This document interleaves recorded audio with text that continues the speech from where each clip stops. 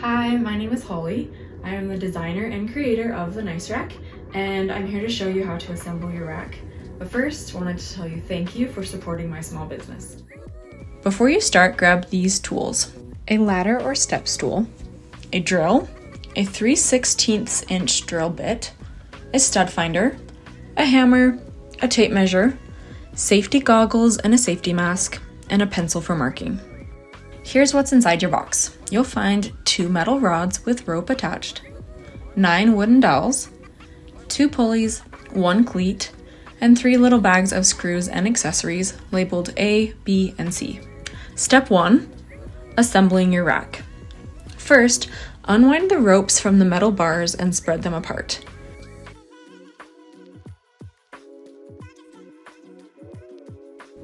Separate your ropes, bringing them to either end of your rack, just so they're out of your way for this next step.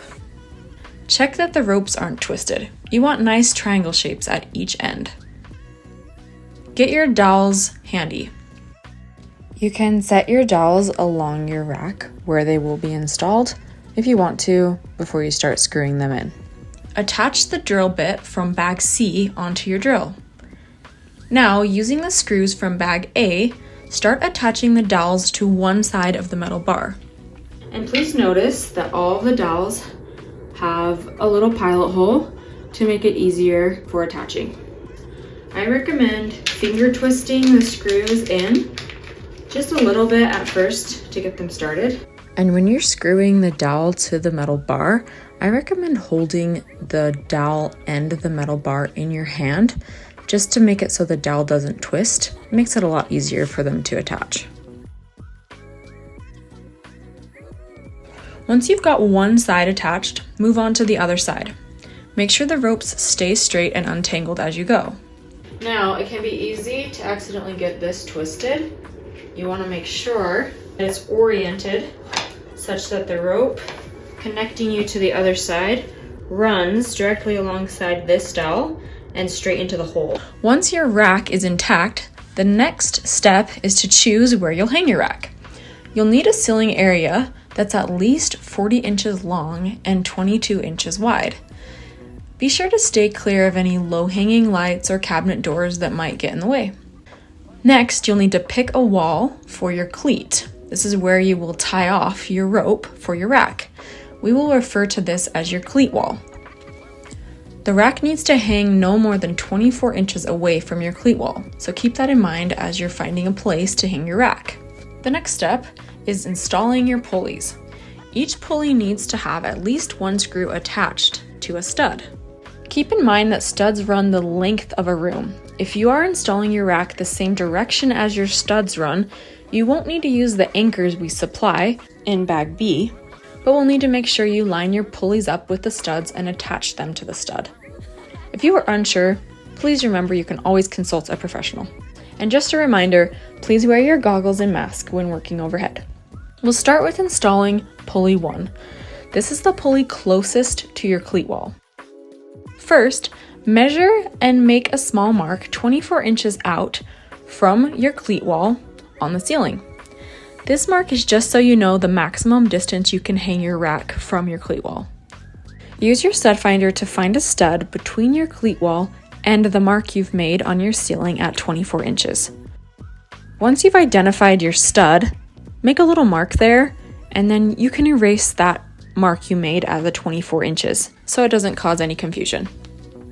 Once you've marked your stud, measure at least 11 inches from the sidewall to your pencil mark. Make a quick note of the distance you choose because you'll use it for your other pulleys. That distance needs to be at least 11 inches from the sidewall to give enough clearance for your rack, but you can hang it further from your sidewall if you'd like. Once you've decided how far out you want your rack from the sidewall, mark your spot on the ceiling with an X. This spot should be on a stud and be where you'd like to hang your pulley.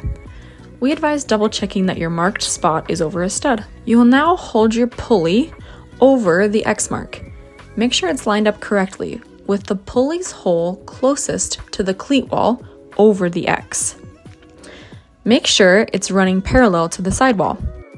Once you're holding your pulley 1 in position, mark your second screw hole with your pencil, move the pulley aside, and drill a pilot hole with your 3/16 inch drill bit into that second mark you've made, not the X mark, but that second mark that you just made on the ceiling. Using your hammer, tap in a drywall anchor from bag B. Then attach pulley 1 with the 2 screws and 2 washers from bag B. We advise starting with the stud screw first, marked by your X, and then moving to your drywall anchor screw.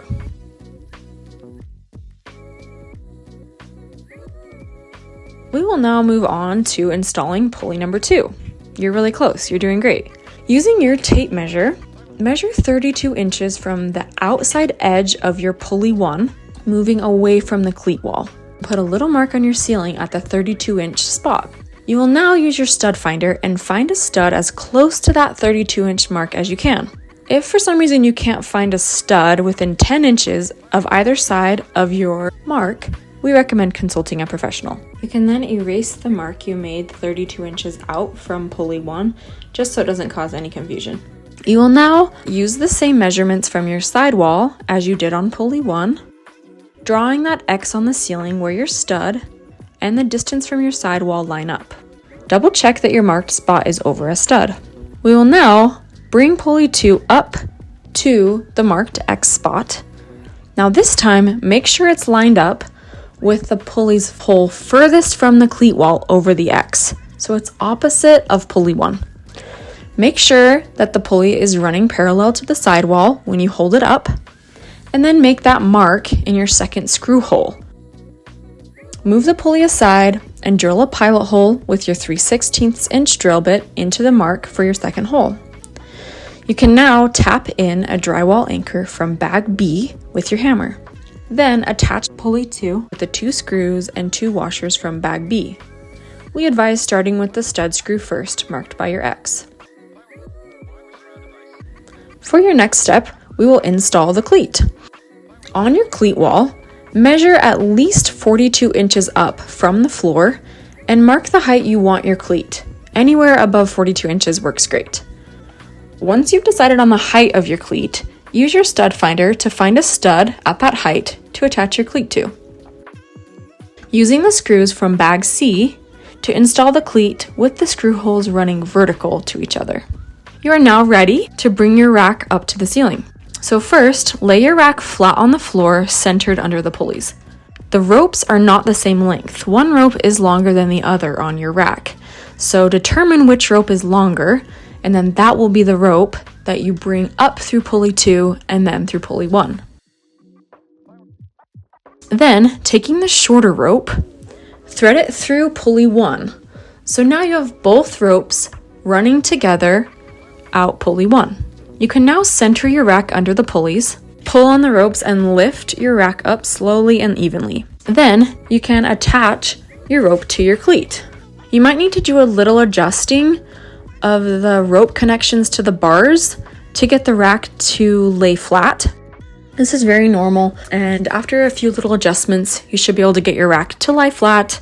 Once you've got your rack positioned just how you want it, you can then raise your rack up towards the ceiling, and you might do a few more little adjustments with your rope to make sure the same amount of rope is running out each pulley down to your rack. To make it a little easier to tie off your rack, we recommend tying knots in the rope near your cleat at both your loading height and your ceiling storage height. That way, you'll know exactly where to stop.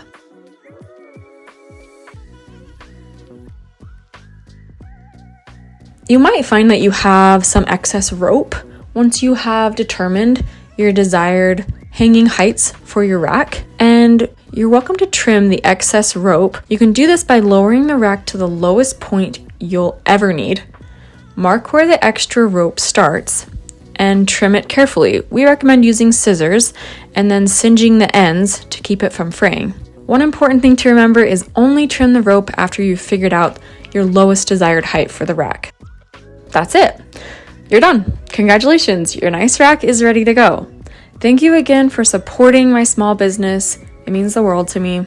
And please leave a review wherever you purchase your rack. Also, we'd love to feature your setup. please tag us on Instagram or shoot us an email with pictures or videos, and we'll send you a thank you gift for helping us spread the word. If you need any help or have any questions, please feel free to reach out. Thanks again. Enjoy your rack. What you saw? What's reality?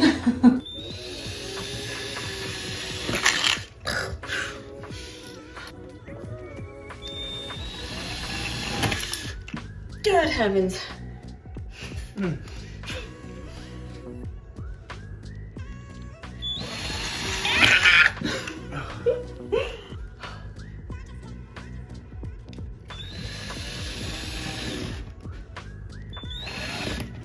gonna let you do this.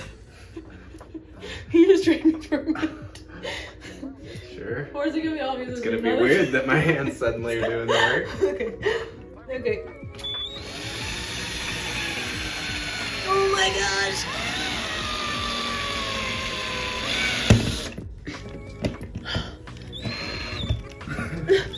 Oh my gosh. Okay.